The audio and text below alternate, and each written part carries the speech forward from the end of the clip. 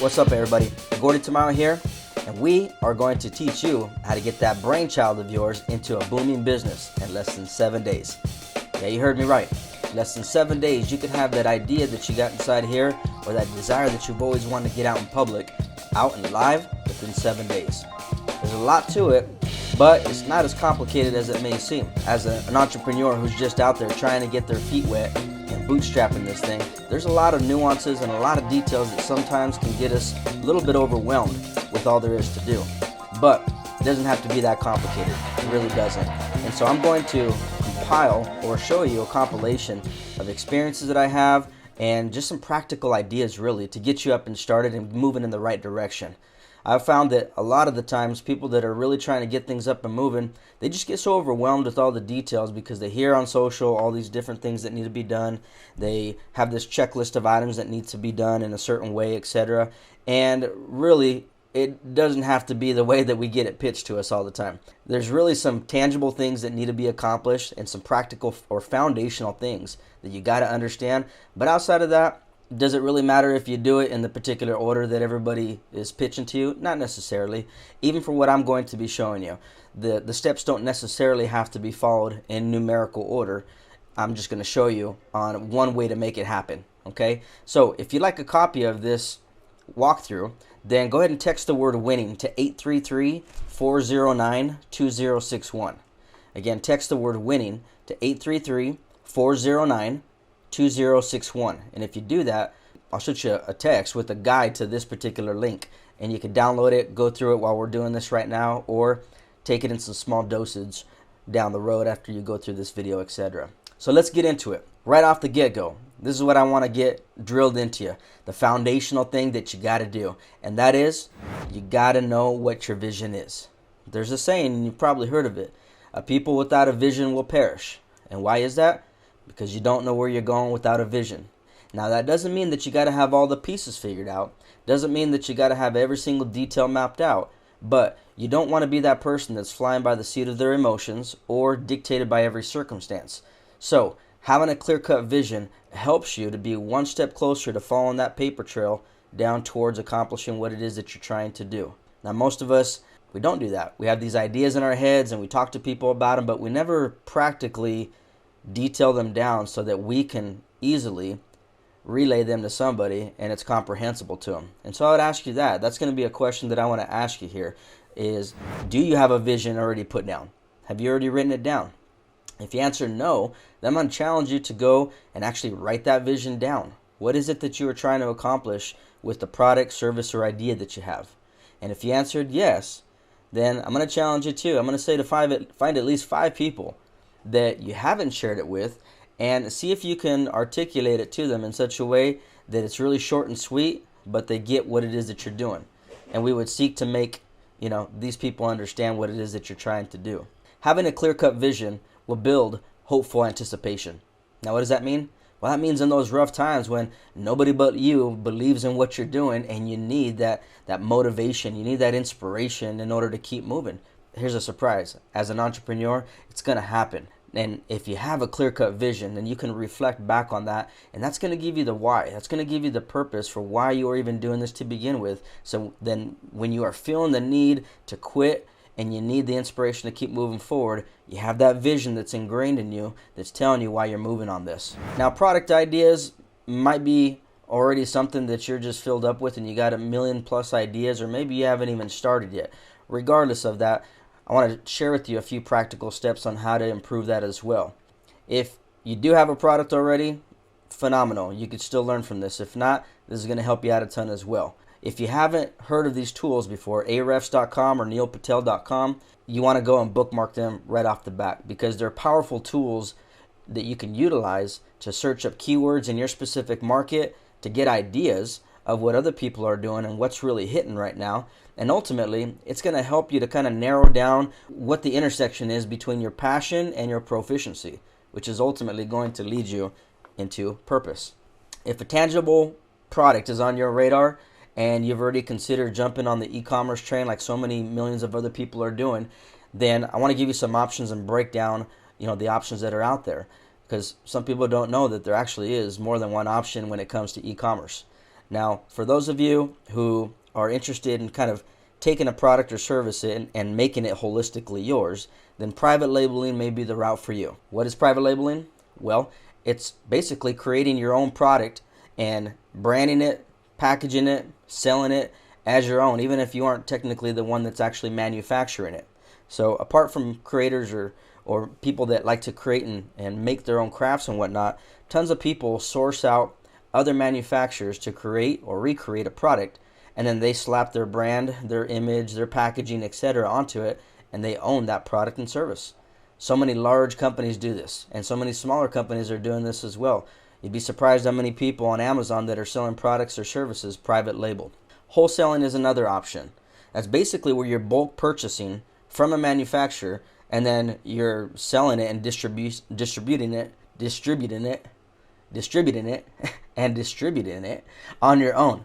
Okay, so you don't necessarily own the branding and the rights per se of the naming and all that, but you're taking already something that may be already established, getting a good deal on it, getting a price cut on it, and then you're selling it to the consumers on your own. Reselling and arbitrage. Now, this is basically where you're buying discounted products from retailers or online to resell. So this one's a little bit trickier. It's a little bit harder to get a profit margin out of, but it's also another option because you might be able to strike some good deals from other retailers that you're seeing. You notice that there's a shortage somewhere else for it, and you find an opportunity basically to sell these products and services by a markup that you get. Drop shipping is another one. This is purchasing directly from the manufacturer, so it might kind of sound similar to white labeling. Part of the difference here is that you work out the deal with the manufacturer to where they're actually the ones packaging the product up, dealing with the customer orders, and shipping them out for you. So it's kind of a one-stop shop, if you would, for the manufacturer fulfilling all the customer orders for you. One other tool that you got to check out if you haven't checked it out already is junglescout.com. They mine enormous amounts of data and can give you a comprehensive comparison between other potential competitors out in the marketplace and really give you a snapshot, a really good one, of what it is that's hitting right now, what's hot, and what's not. They also provide a wealth of information and step-by-step guides when it comes to selling your products via Amazon. So Amazon offers a couple different options, as you may know, either fulfillment by Amazon, FBA, or fulfillment by merchant, which is fulfillment by you, where you handle all the orders, etc. And they give a pretty comprehensive breakdown of how it is to do it, each option, and what the pros and cons to them are as well. By now you should have an idea of what it is that you're actually going to be going after. Maybe you don't have a name for it at all, or a look already designed up in your mind for it or on actual paper, but it is important. As they say, first impressions mean a lot. And so the name and sound of a business is going to be impactful to what it is that you're putting out in the marketplace. So it is something that you need to consider. So whether you go with some type of abstract option or land on something easier to remember, there's some ideas that you can utilize here to try to narrow what that is down. In the guide that I have here, if you've downloaded it, there's a name generator, a business name generator that you can click on, and that'll actually help you just to brainstorm with some ideas. It's also useful to bounce them off some colleagues or friends or people you can trust. One other way that you can kind of utilize tools and resources out there to figure out whether or not the name is something you want to use, go check out GoDaddy. Go check out the Secretary of State. You can go check out the United States Patent and Trademark Office and type in the name that you're thinking there to see if they're taken. If somebody's already using something similar or a variation of it, that doesn't mean you got to necessarily stray away from it, but it does give you some indication as to whether or not you can utilize that same name and either A, do a better job than what the person out there is already utilizing it for, or maybe they got the name registered but they're not even doing nothing with it anyways. So it'd be a good idea to go check those options out, check what social handles are already being taken up by that name, and that'll give you a greater understanding of whether or not that's a name that you should move forward on. I also like to do searches, something simple, via Google to see what other competitors are out in the market. They may have logos that give you some inspiration and give you some ideas for what you should be doing as well. It also gives you some ideas in who their audience is and helps you determine if there's some deficiencies in what they're doing so that you can actually capitalize on. If you don't have any design experience at all, it's nothing you need to be nervous about or sweat. Several services out there that you can utilize are Fiverr and Upwork, which are freelance services that you can get work done for pennies on the dollar. And it's good work too. You can find people that match your specific style, whether it's a minimalist design that you're going for or somebody stronger in illustration, etc. You can find people and check out their portfolios to see who exactly is matching up similar to what your style that you're going for. Now, what we talked about previously was competition in the marketplace and how it's a good idea to do your research on it. And I want to reiterate that. Competition is good. Healthy competition is very good. While you don't want to invest all your time necessarily in observing competition and then making little progress yourself, you don't want to negate the fact that there are important players in your industry and you can learn a lot from them. Studying them can reveal valuable insight into what's working for them, what's not working for them, areas that you could potentially do better in, or there may be a missed opportunity altogether and you get an idea from that by observing them.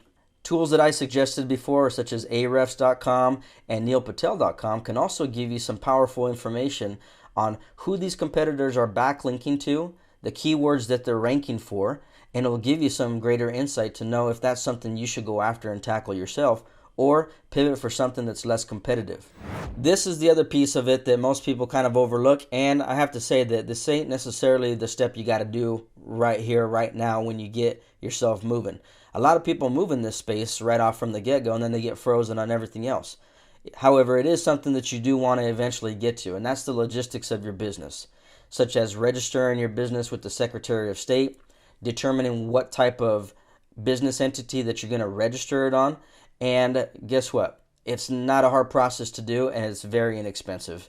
Some people end up paying somebody else to do this for them, but really it'll take you a couple minutes to do it, $100 filing fee in most states, and within a week to two, you already have your information saying that your business is registered with the Secretary of State. Once you got that done, you also want to make sure that you're applying for an EIN number. And you might be asking yourself, well, Gordy, why do I need an employee identification number if I don't have any employees and I'm just getting started? Well, good question. Even if you don't have any employees, you may plan to have some in the future, so that's one reason. But you also need that information typically for banking purposes. So if you're planning on opening up a bank account, which you should and likely are, then you're going to want your EIN number anyways. And the EIN number is super simple to get as well. You want to get it directly through the IRS. It's free. Takes a couple minutes to do it. And right away you get the digital download of what that EIN number is. And so you can't typically file that until you have your business registered with the Secretary of State. So there is somewhat of a waiting period that you'll have to be able to do that, but something to put on the list that you'll want to get done. As I mentioned before, banking is going to be something obviously you want to consider as well, because you're in business to make a profit, you're in business to make money, and you need a way for your customers to be able to interact with you. In today's day, there are a ton of options out there for banking for businesses. Everything from popular online banking only options such as Novo to the traditional banking options that you use already right now. Really, the options are up to you. I placed a list on here of several digital banks and the features that they offer to give you somewhat of a reference, and you can look at the pros and cons behind them. Payment gateways, in addition to what you're trying to set up with your banking, is also going to be something you consider as well. Now, most people are familiar with some of the more popular ones such as Stripe, Square, PayPal, etc. And it's definitely something you want to consider utilizing as well, as they integrate with a lot of the CRMs that you're using already or going to be using. And they offer some powerful features such as setting up subscription options, invoicing options, and so much more. All right, I want to recap what we just went over because I know that was a lot of information. But again, you can download that form directly by texting the word winning to 833-409-2061, and I'll send you the guide with all the links here. But here's a recap of it. Filing to consider and the resources connected with them. I won't go into detail with them again, but you got them right here. Now, it's no surprise that customers are trading their hard-earned money for something in return. They want to get value for whatever it is that they're exchanging their money for. One of the shocking statistics out there is that poor customer service or poor customer experience accounts for over $75 billion a year in lost revenue for businesses. Even more, 80% of companies out there think they're doing a phenomenal job, while only 10% of customers actually agree with them. Now, that's a pretty huge disparity in the perception of how well a company is delivering on the customer experience. So why is there such a big gap between the two? That is the billion-dollar question. Now I want to talk about why people buy more. We can't look over the fact that people buy because there is somewhat of an emotional connection attached to it. Typically, most people will only move on something because, guess what? Because they want to, right? There's already an innate desire in them to want to do something, and when an emotional response is elicited, then the transaction is made. Giving you a little bit of a psychology lesson here, if you would, but it's something worth thinking about, because if you don't provide the experience that somebody is looking for, they're going to be less likely to purchase from you.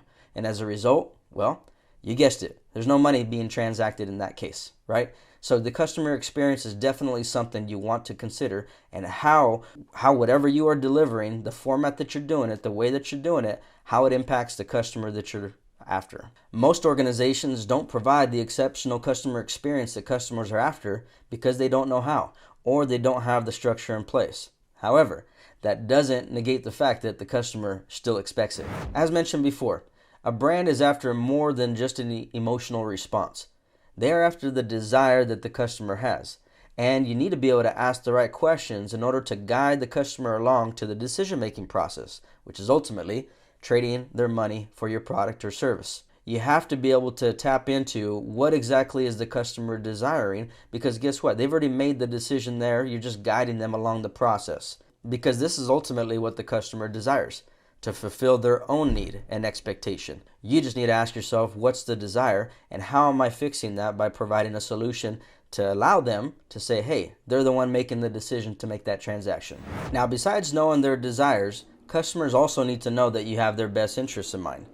If you have their desires, their best interests, and you're solving a problem for them, then you just found a triple threat solution to exactly what the customer is looking for and is willing to give you their money for. In other words, perceived value becomes definitive value. Now, we can't talk about starting up a business without jumping into content creation. As you know, content creation is a huge thing right now. The creator economy just exploded in the last several years alone, and for good reason. We've become a very fast-paced, highly visual, mobile generation currently right now. And content creation is right at the helm of helping people to connect with the brands that they choose to love and choose to exchange their money for. As a business owner, you got to be thinking about what kind of content are you going to be creating in order to connect with your customers. Now, similar to how we started this and talking about a vision that needs to be laid out as a foundation, content creation also needs to have a foundation. It actually needs to have a target. If you don't know what you're aiming after, you don't know what you're going to be hitting. And so I like to ask the question, what is the intention of the content? Is it to educate? Is it to entertain? Or is it to inspire? It could be all three of those. It could be a combination thereof. But you got to ask yourself the question, what is the purpose of your content? Once you have the purpose of your content, then obviously you got to ask yourself, okay, what types of content are going to best resonate with my audience? There are a multitude of content options out there currently right now. That could be video. That could be graphic. It could be written, or it could be audio. It could be a combination thereof. But you got to understand that there are options out there. And depending on the platform that you're planning on using, you may want to choose one over the other. As you begin to jump on different platforms, you're going to begin to notice which ones resonate more with your audience. Something to be mindful of is humans have extremely short attention span these days. Statistics show that 7 seconds or less is the window that you got to capture somebody, and then after that, they're gone, or drastically diminishes their attention span. In today's arena, video is highly popular for various reasons, as you're able to display emotion, you can share your voice, you can visually connect with somebody in ways that they just can't through written or through photography alone. But depending on the platform again, is going to determine what it is that's going to fit best. Now that you know that there are several types of media you can leverage, you got to also know the tools of the trade. Now, you don't have to be a professional in the arena of content creation in order to make moves and progress forward. Most people are not aware that the most powerful weapon that you have, the most powerful arsenal that you got, is right in your pocket, your own cell phone. In today's age, there are a ton of apps that are available out there to help you move forward, and with the punch of a button and with a couple ideas, you can take a template, you can take some graphics, you can take some text, and you can utilize tools such as Canva, Adobe Express, Grammarly, iMovie, etc., to go ahead and create content that's going to help you down the stretch. Now, this is a marathon. It's not a sprint. And while speed sometimes can help you out, you got to have a game plan for how you're going to be mapping this stuff out. Because as you've heard, content is king, but consistency keeps it on the throne. So, don't start off strong only to fade out down the home stretch. Otherwise, all the hard work and effort you gained to gaining an audience is going to dwindle. People are going to disconnect, and there's plenty of other competitors out there likely who they can resonate with and connect with as well. You don't want to do that. You want to have a game plan for what it is that you can do. You want to ask yourself the tough question of, hey, what's reasonable and what can I honestly commit myself to when it comes to creating content and regularly do that to where audiences expect it, know they're going to see it, and they receive it every time. Now, you don't want to be that person who's acting like Rambo and trying to do this thing solo. There is power in numbers. And so if you are a person working with other team members, or you might be bringing others along the line later on down the road, then you want to consider the collaboration tools that are available out there. I've included a list here for you to check out some other tools that are out there and a comprehensive list on there, but I've also broken down some based on categories that you can check out here as well. I won't go through each one of them, but as you can see, I try to cover specific categories such as social sharing, file sharing, video conferencing, and project management. Now, having a product or service is great, but without aligning it with the proper offer, it could end up being a dud. Now, what do we mean by that? Well, when we're talking about how you offer a product or service, there's various ways that you can go about doing that. As you can see, I broke it up into 4 different offer types: freemium offers, core staple offers, premium offers, and continuity offers. Now, if you've never heard these terms before, I give you some examples here to break it down and the purpose behind it as well. But the whole point is that as each person moves up the offer ladder, as we can call it, typically the amount either increases or the amount in the long term increases. And so, nonetheless, having a proper mix of these will definitely help you in diversifying your income stream and gives your customers something extra that they could look forward to that they maybe never considered before. So you could take one product, end up molding it and shaping it into something completely different by the type of offer that you do, and now you got more than one product on the table. Now, most of you might be familiar with the term lead generation. And if you remember on the previous section here, I talked about the freemium offer, and that's typically what this is. A lead generation is something that you're exchanging a product or service for somebody's information, whether that's an email, whether that's a phone number. You're exchanging something to them that is very low barrier to entry. You don't want to make this complicated, right? You want to solve a problem that they got by offering them something, and in exchange for that, they're willing to give you their information. Now, just because the content is quick and easy to digest, it doesn't mean that it should be cheaply made. You want to definitely give them something of value that says, hey, wow, if they're willing to give me something like this for free, I wonder what they'd give me if I paid for it. For those of you that are a little bit old school in your networking, you may remember the saying that you give a number to get a number. And that's kind of the concept with this. You want to be able to offer something in order for them to exchange their information as well. This is going to be able to provide you with the information you need to do a follow-up and turn that prospect into a potential customer. Now that you know what you're after and you know how to model it, you know how to build it, you got to know where to distribute it. And there are a ton of options in this space. You might remember in years past, in the era of Napster and when iTunes was first getting out and Barnes & Noble, you had a few large players that were the gatekeepers from the product to the actual consumer, right? So the creators didn't have much power, didn't have much sway, didn't have much influence over how to get their product and service over to the consumer. They had to go through the certain steps and parameters that the gatekeepers held in order to get their stuff out. Well, the game's changed. The game has changed a lot. Hence why we mentioned the creator economy earlier. Now creators can take their product and service, cut the middleman out because of all the options for distribution that are now available. So you got platforms like TikTok and Facebook, Instagram, etc. All these platforms are distribution methods that allow a creator to get their content out in front of the person that they're looking for. Now, this is a very powerful thing now. Now, there are other valuable tools that you ought to be utilizing in conjunction with what we already outlined here. Tools such as MailChimp and Klaviyo, who even on the free option itself offer a pretty robust package to be able to help you build your client list and keep in communication with them. MailChimp's free account actually gives you a 10,000 send limit, daily limit of 2,000, which is pretty generous. And Klaviyo, they operate more on the SMS side. They give you up to 500 monthly emails and 150 free SMS and MMS credits. So not a bad way to start off if you're just connecting with your clients to be able to utilize services like this. MailChimp also allows you the ability to build landing pages and some other tools that are in there as well. Klaviyo's trying to do something similar, but they haven't quite rolled that function out yet. Now, you've probably heard the saying, 2 are better than 1 because they have a good reward for their efforts. That's Ecclesiastes 4:9. You don't want to fall into the trap again of thinking that you can do this all by yourself. Not only is it tiring and it can get burdensome, but you are also tapped out when it comes to your creativity and your potential. So, not a bad idea to see who's out there that you can potentially partner with in order to get your product and service in front of other people and vice versa. You'd be surprised how many people are willing to partner on an endeavor such as that just so you can utilize one another's audience that you have access to. If you've ever considered being on a podcast or already have one yourself, I've included a link here of some potential places that you might be able to partner up with. Another option would be to find other social influencers. It doesn't have to be on the macro scale either. You can find some small social influencers that are willing to drop your product or service or willing to make out some kind of partnership deal in order for you to share their information or vice versa.